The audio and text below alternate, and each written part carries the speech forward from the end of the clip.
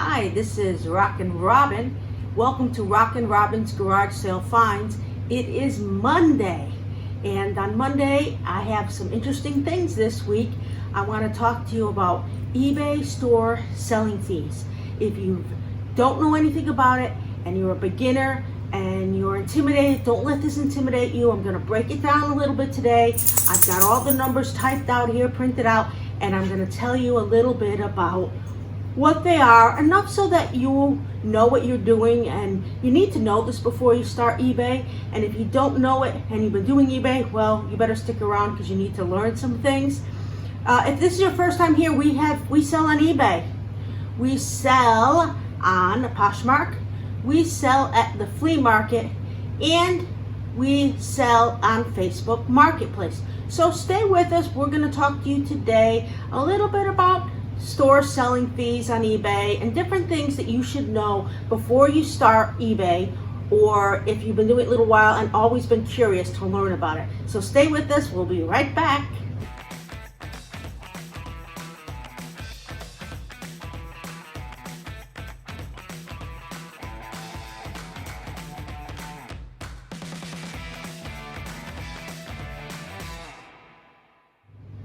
Okay, so welcome back. Today we're talking about store selling fees, something that's important, and they change over the years. I'm not going to tell you about PayPal fees. Now, PayPal fees are changing. They're going to do managed fees from eBay, and at another time we'll go into the differences between PayPal and the managed fees, what they're going to change, because eventually you're not going to be able to sell through PayPal. You're going to have to do it a different way, and we're going to talk about all that. But today it's just eBay selling fees, not just store, but anywhere you sell on eBay, the things that you ought to know. Now, I need to wear some glasses because I can't read without glasses. Now, if you go to the eBay page where they have all the information about it, we're not going to talk about the store fees quite yet. First, I want to talk about insertion fees. If you're a seller, depending on how long you've been selling, you get a certain amount of fees for free. And sometimes during the month, they'll double those fees. If you get 25, they may say, we're going to give you another 50 if you want. You have to press OK and you take them. And sometimes if you get 200, they may give you another 200 free. It all depends on where you are. But this is the basics, okay? After you have, say you have 25 listings, you can list 25 at no charge. So if they don't sell, you don't get charged. And if they sell, you don't get charged on the initial listing fee. Now, they're non-refundable if your item doesn't sell. It's not like you get another 25 if your item sells. Once you put it up, that's considered one. That's it. Now, if you decide to list your item in two different categories, you're going to pay twice. It's going to be considered two. So do not use that. Just use one category. That's usually all that's very necessary. And if it's relists, it's charged another one. So be careful. There's stuff on eBay where you have to know not to press not to relist it, because otherwise they're going to relist it automatically. And I'll talk to you a little bit about that after. Okay, so first the fees. This is about the store. So basically you're paying 35 cents per listing after the amount that they gave you if you do not have a store. If you have a store, you pay 25 cents, and if you have a premium, you pay 15 cents for an auction, 10 cents for a fixed price, and it goes lower and lower and lower. So here is a quick look at some of the fees. This one is for if you have a store. If you're just starting out, none of those things are really that important. A lot of things that are important to you will be final value fees, how much you list them. So if you say you have 25 free and you list all 25 and all 25 sell, so what are the final value fees that they're going to take after that? Well, they only take a fee, of course, if it sells, and certain areas are capped. Most of the areas, it's 10% if the item sells for less than $750. Here is a list of some of the items that are less than 10%. Some of them are 9.15 and some are 6.15. I urge you to go to eBay and print these out so you know the exact amount. Now, I base everything being around 10% because this way, no matter what, I'm not going to lose more money than I think. It's an easy number to work with and say 10%. But a lot of things are at the 9.15%. So go to eBay and check them out yourself. Now it's 12% if it's books, DVDs, movies, music, except for records. Records are still 10%.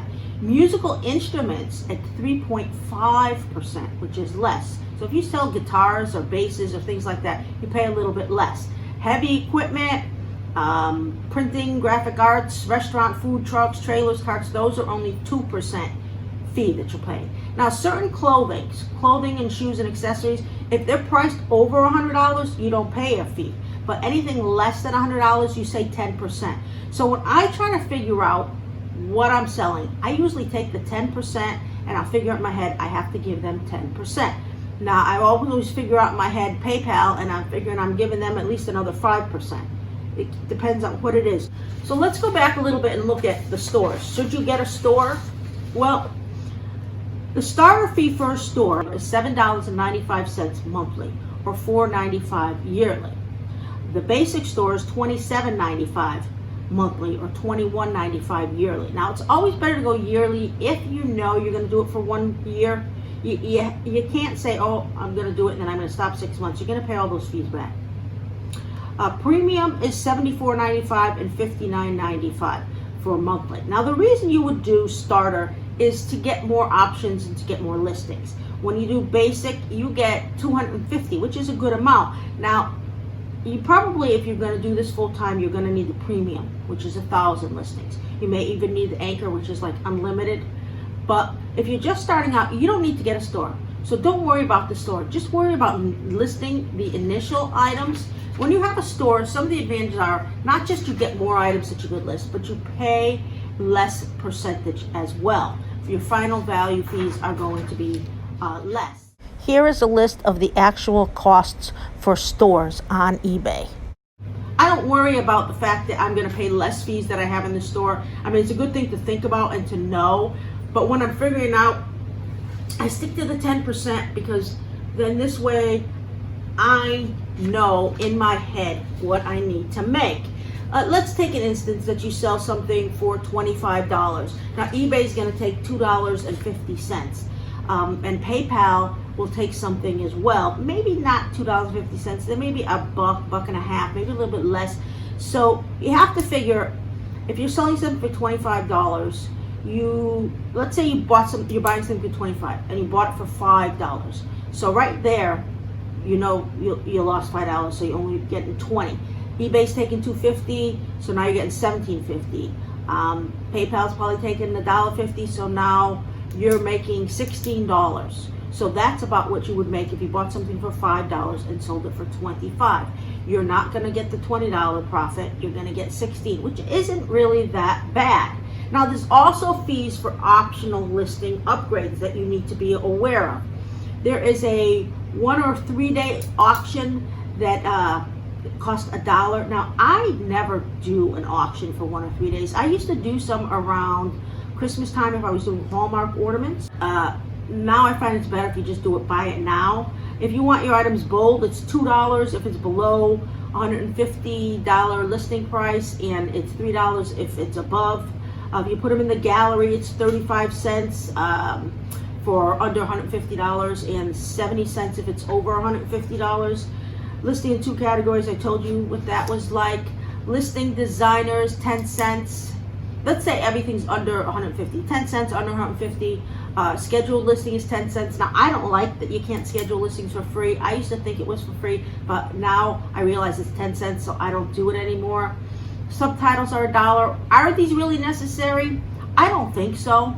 Buy it nows are 99 cents to $9.99.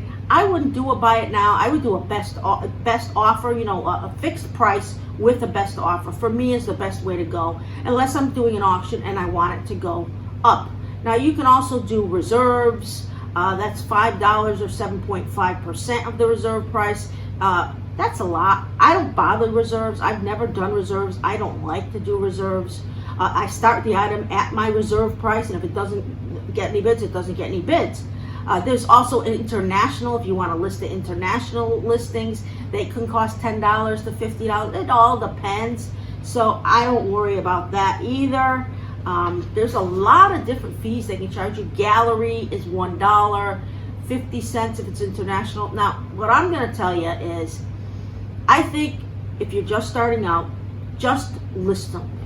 You have 25 available that are free. List 25 items. You know that eBay is going to take 10%, PayPal is going to take about 5%. You're going to end up losing 15%. So base it on you lost 15% of the item, what it sells for, and the rest is profit. Now you're not allowed to sell outside of eBay, and you can't sell things and take things offline. These are things that you ought to know. There's a lot of different things that people do that, and that's not good. Don't do it. You'll get kicked out of eBay. You really don't want to do anything wrong. eBay, they have a page you can go to that will explain all this to you. If you want to read it through yourself, go to store selling fees on eBay, and they will tell you all about that. Even the stuff that is not for the store, all the other fees, you're going to pay fees that you don't even know if you start putting on additional items. So I'm going to recommend that you don't, but I'm going to recommend that you get this article. I printed it all out so that I could tell you about it and know what I'm talking about, because sometimes, people mess up and people give you different things and say, oh, this isn't charged and that isn't charged. Well, you're also charged on shipping. Yes, eBay will charge you on shipping. And the reason they do that is because when I first started eBay, it was like 1998, 1999, maybe over 20 years ago. People would charge a penny for an item and then charge $50 for shipping so that they can avoid paying eBay fees. So eBay had to start charging 10% also on shipping. So I recommend, eBay likes if you do free shipping. Sometimes they'll give you discounts and say, hey, you'll give you less if you do free shipping. I don't always like to do free shipping. If the item is thin and it doesn't cost a lot to ship, I'll do free shipping. But if it's going to cost a lot, it's better to charge less for the item and make sure you're getting the right amount of shipping. Now, do I charge an additional fee for eBay? They charge? Not really. If it's going to cost more and I'm going to lose more, I'm just going to eat the cost. And the item better sell for a lot if it's going to be heavy. Otherwise, it's not worth to sell a heavy item that's going to sell for $10 and the shipping is going to be a lot, because you're not going to make a lot of money and the shipping fees and everything else are going to cost you more. So stick to items that are light and easy to send. Stick to items that you don't have to worry about giving off a lot of fees. Don't be going and spending a lot of money on all kinds of things that you don't need. It's not necessary. Just when you first get started, put the lowest amount you're willing to take in auction, and eBay gives you a whole list of different things that you can choose from as far as how much it weighs, the size of the package. Figure that all out. Make sure you have the right amount. I always add like a couple ounces just in case something goes on. I don't know what it is, or to pay for any extra fees, but don't add a lot, because if you add a lot, people aren't going to want to buy it and you're going to end up paying eBay more. So be consistent. People do like the free shipping. If you need to add a couple dollars to the price and give free shipping, sometimes you can do that. Sometimes I will add a couple dollars, like $2 to shipping. It's almost free because I'm still paying at least $5 shipping. But if I charge $2, at least I feel like I'm getting something rather than getting nothing. It really depends on you, because everything is more fees. So you have to decide which way you want to do it. But basically, figure 10% and figure across the board on shipping and on your items up. So this is RockinRobin. If you like what we have to offer you, I hope that you subscribe and give us a thumbs up, because we like that. And if you hit the bell, you'll be notified when we have our next video. And we come out on Monday, Wednesdays, and Fridays. It could be any time. We try to come out between 2 and 4 in those days, but sometimes it's earlier, sometimes it's later. I can't guarantee anything, just that we're going to come out in those days. Unless if we don't come out, then something must be wrong. So that's what we have for you today. Now I want you to go around your house, look for something if you're just starting off, something you bought for eBay. And if you don't know what to buy, look at some of my other videos and they'll show you things that you should buy and things that you can sell on eBay. Put them up on eBay, and now go make yourself some money.